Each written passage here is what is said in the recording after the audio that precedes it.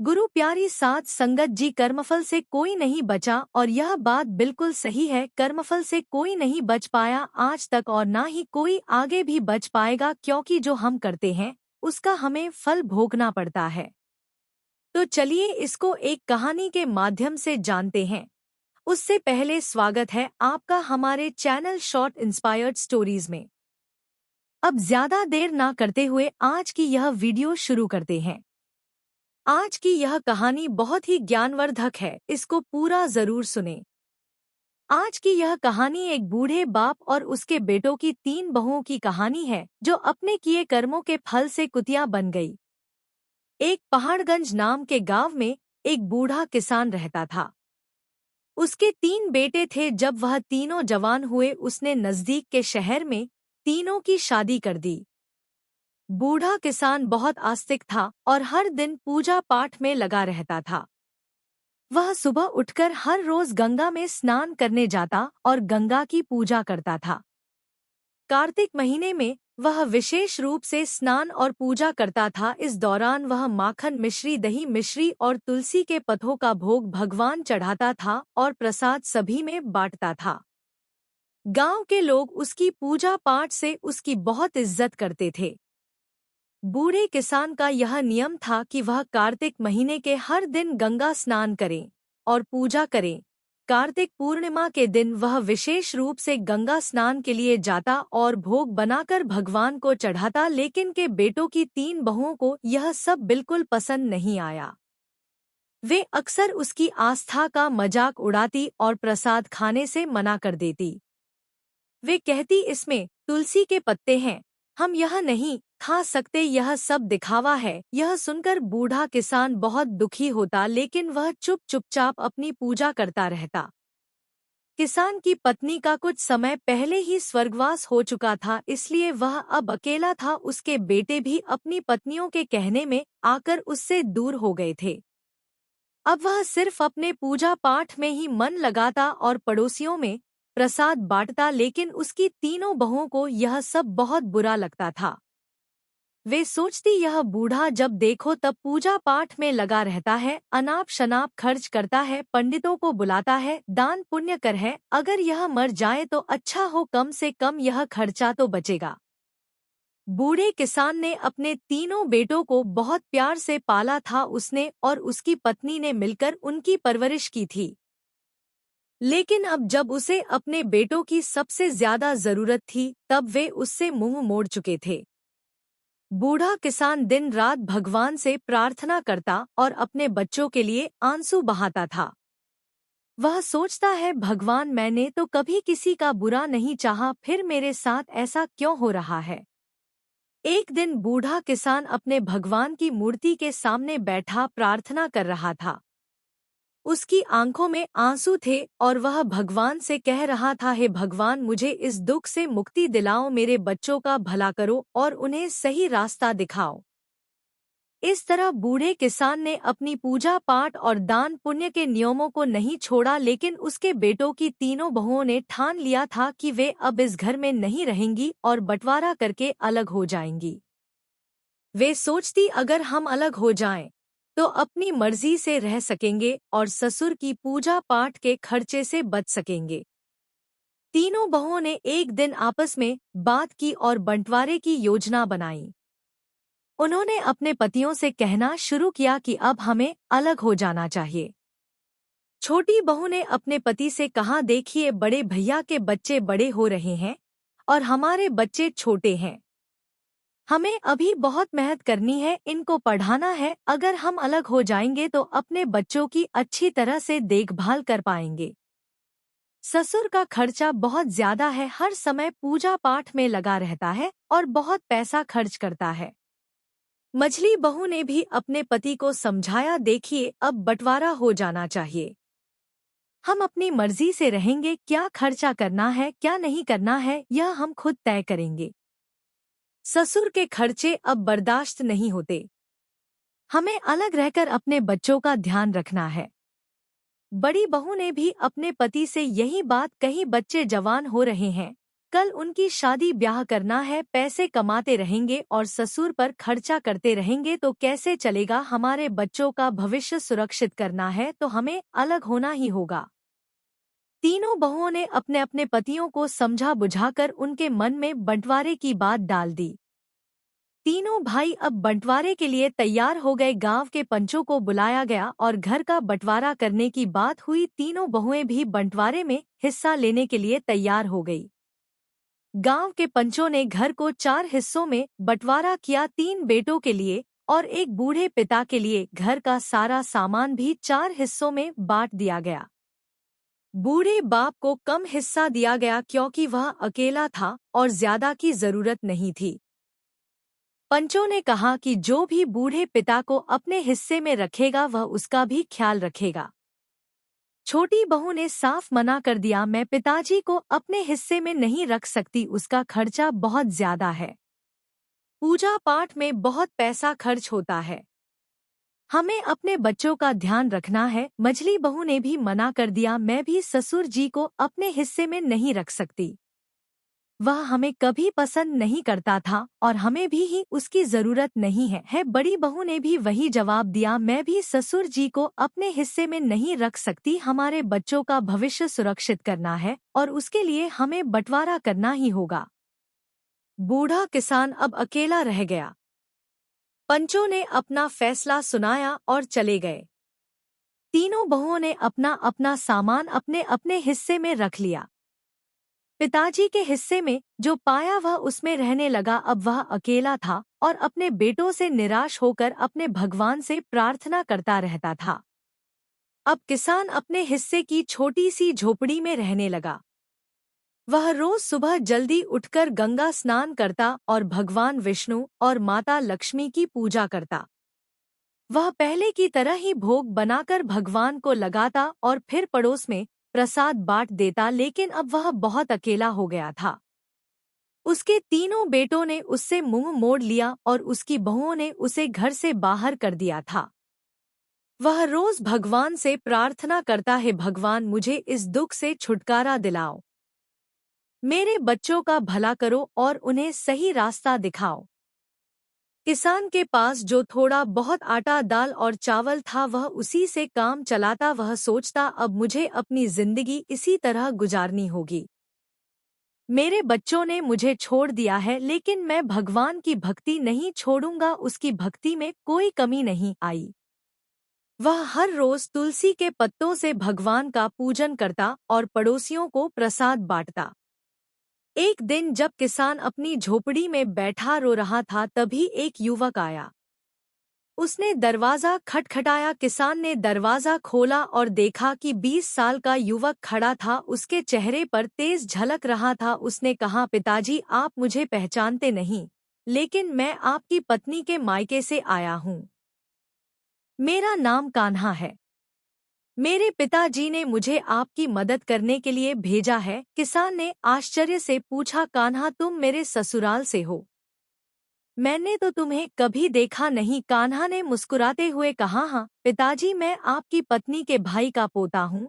हमें खबर मिली कि आपके बेटों ने आपको घर से निकाल दिया है, इसलिए मेरे पिताजी ने मुझे आपकी मदद करने के लिए भेजा है। जब आपकी पत्नी यानी मेरी बुआ जी थी तब आपके बारे में अक्सर बताया करती थी कि आप उनका कितना ख्याल रखते थे, लेकिन आज वह तो इस दुनिया में नहीं है। लेकिन हमारा फर्ज है हम आपके हर सुख दुख में साथ रहे। किसान की आंखों में आंसू आ गए। उसने कान्हा को अंदर बुलाया और उसे बैठने के लिए कहा। उसने पानी का गिलास और थोड़ा सा गुड़ दिया। कान्हा ने पानी पिया और गुड़ खाया। फिर उसने अपनी थैली से कुछ खाने का सामान, कपड़े और दवाइयाँ निकाली। उसने कहा, फूफा जी यह सब सामान मैं आपके लिए लाया है, आप भूखे मत रह, हम रोज आपको खाना भिजवाए। किसान ने कान्हा को आशीर्वाद दिया और कहा, बेटा तुम्हारा बहुत बहुत धन्यवाद, तुमने मेरे लिए जो किया है उसके लिए मैं भगवान से तुम्हारे सुख समृद्धि की प्रार्थना करूंगा।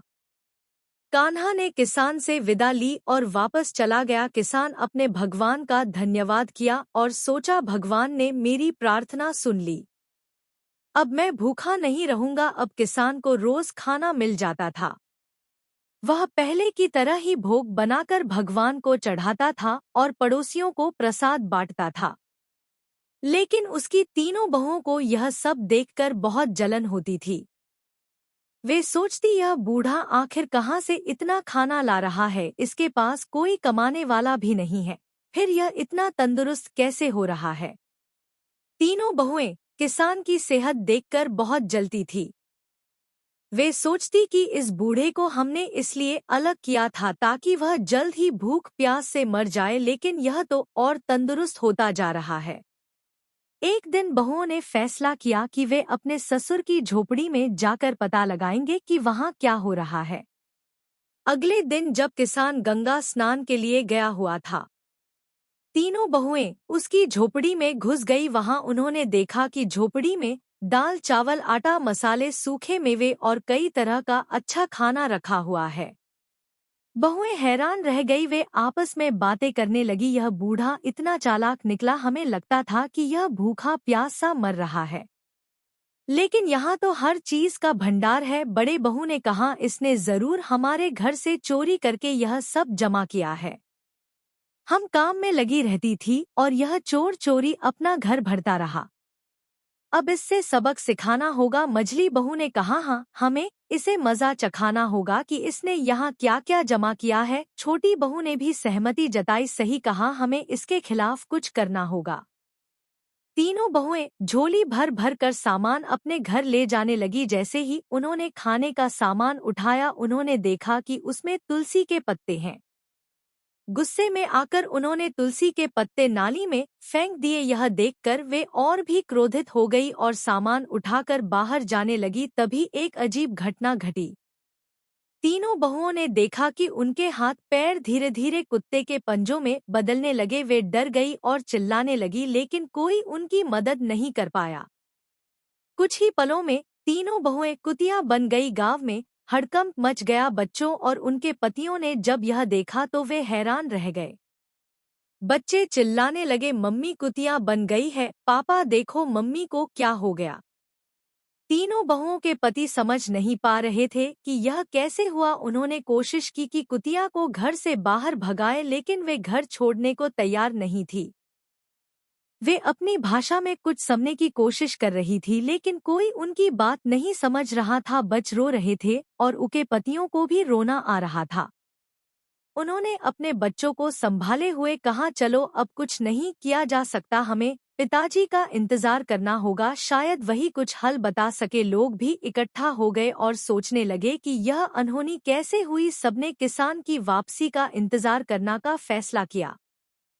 किसान को अब अपने रोज के जीवन में थोड़ी राहत मिल रही थी। कान्हा रोज खाना लाकर रख जाता था और बूढ़ा पिता भगवान को भोग लगाकर पहले की तरफ प्रसाद बांटता था, लेकिन उसे इस बात का कोई अंदाजा नहीं था कि उसके घर में क्या हो रहा है।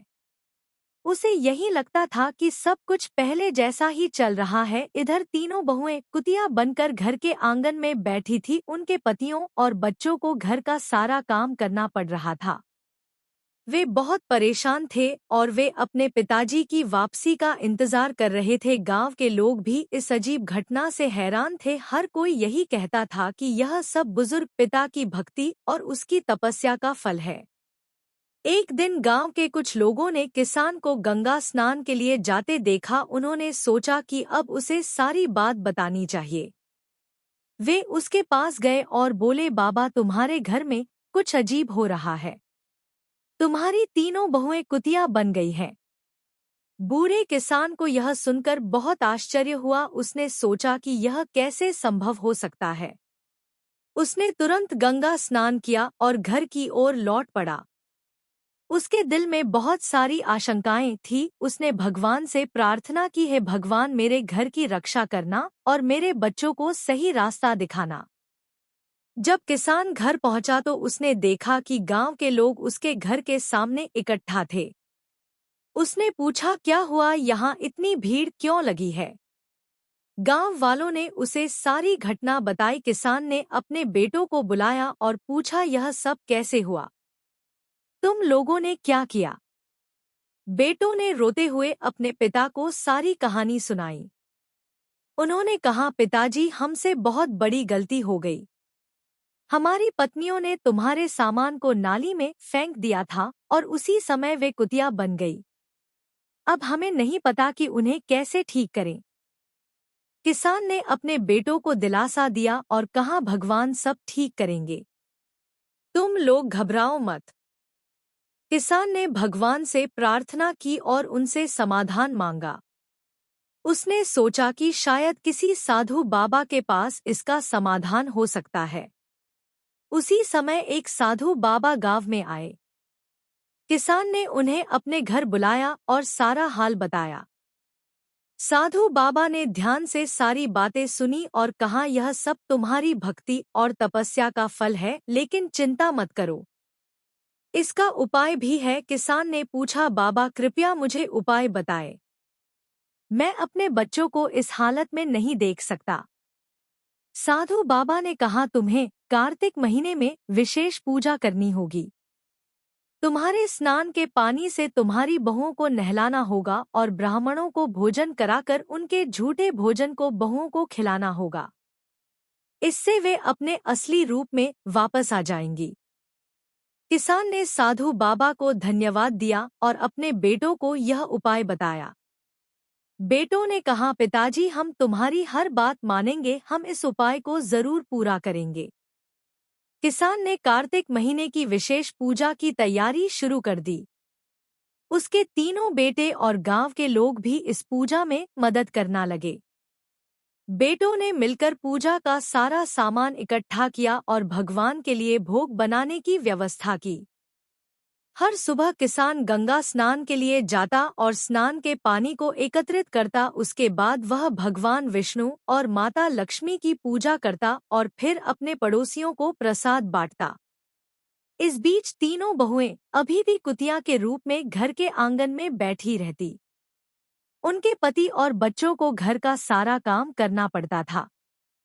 बच्चों को अपनी माताओं की बहुत याद आती थी और वे अक्सर रोते हुए अपने दादाजी से कहते दादाजी कब ठीक होंगी, हमें हमारी माँ वापस चाहिए। किसान बच्चों को दिलासा देता और कहता बेटा भगवान सब ठीक करेंगे, तुम लोग धैर्य रखो और प्रार्थना करो। बच्चों को शांत करने के लिए वह उन्हें कहानियों सुनाता और उनके साथ समय बीतता। किसान ने पूजा के लिए 5 ब्राह्मणों को बुलवाया। बेटों ने भी अपनी ओर से 5-5 ब्राह्मणों को बुलाया। इस प्रकार कुल 21 ब्राह्मणों को बुलाया गया। ब्राह्मणों के लिए विशेष भोग तैयार किया गया। कार्तिक पूर्णिमा का दिन आया और किसान ने अपने बेटों की मदद से ब्राह्मण भोग की तैयारी की। सुबह सुबह सभी ब्राह्मणों को आमंत्रित किया गया और उन्हें विशेष पकवान बनाकर खिलाया गया। ब्राह्मण भोज के बाद किसान ने सबके पैर छुए और भगवान से प्रार्थना की, हे भगवान मेरी बहुओं को उनके पूर्व रूप में वापस लाओ, मेरे कार्तिक स्नान और पूजा का फल उन्हें मिले। ब्राह्मणों ने तृप्त होकर भोजन किया और किसान को आशीर्वाद दिया। उन्होंने कहा वत्स तुम्हारी पूजा और तपस्या